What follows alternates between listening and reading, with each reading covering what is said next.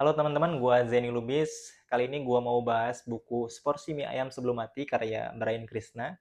Buku ini masuk ke dalam kategori novel psikologi. Temanya tentang kesehatan mental. Gua bener-bener aware atau sadar terhadap kesehatan mental atau sadar mungkin ada yang salah dengan jiwa gua itu ketika gua nonton stand up komedinya Bang Panji. Beliau ngomong, harusnya kita tuh 2 kali setahun gitu ke psikolog gitu untuk mendeteksi jiwa-jiwa kita yang busuk. Kita semua tuh harusnya rutin ke psikolog tahu, bener deh. Kayak lu rutin ke dokter gigi tuh harusnya setahun 2 kali. Supaya sebelum ada gigi bolong, pas masih busuk-busuk itu kedeteksi, dibenerin. Tapi kan lu kan ke dokter gigi pas udah gitu kan. Harusnya tuh lu ke dokter gigi setahun 2 kali. Sama psikolog juga gitu. Harusnya lu ke psikolog minimal setahun 2 kali untuk mendeteksi jiwa-jiwa lu yang busuk. Lu gak sadar ya?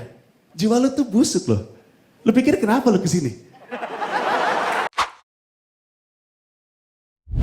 Gue beli buku ini tanggal 7 Januari 2026, langsung dibaca dan selesai di tanggal 16 Januari, jadi 10 hari lah kira-kira gitu. Penerbitnya Gramedia, total halamannya ada 210 halaman.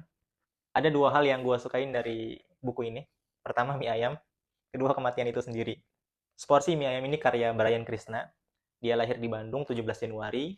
Dan ini bukan karya pertama yang dia tulis. Dia udah nulis puisi, prosa, senandika, cerita pendek, cerita bersambung gitu.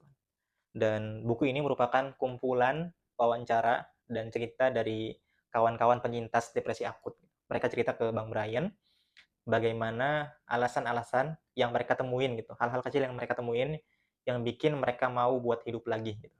Buku ini bercerita tentang pekerja kantoran berusia 37 tahun, namanya Ale.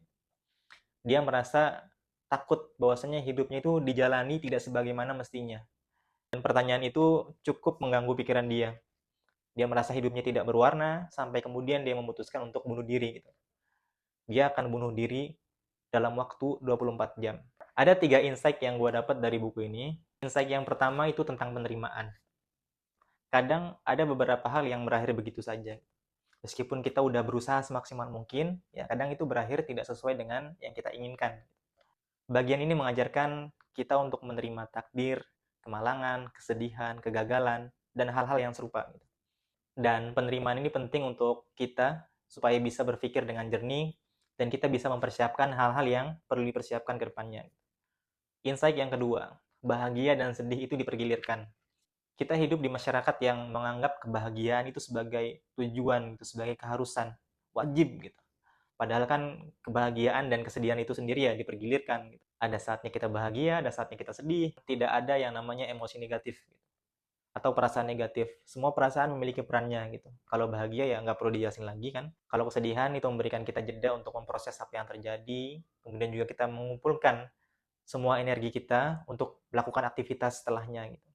Yang penting kita tetap sadar atas apa yang kita rasakan dan juga kita pikirkan gitu. Sehingga kita paham bahwasanya ini akan berlalu.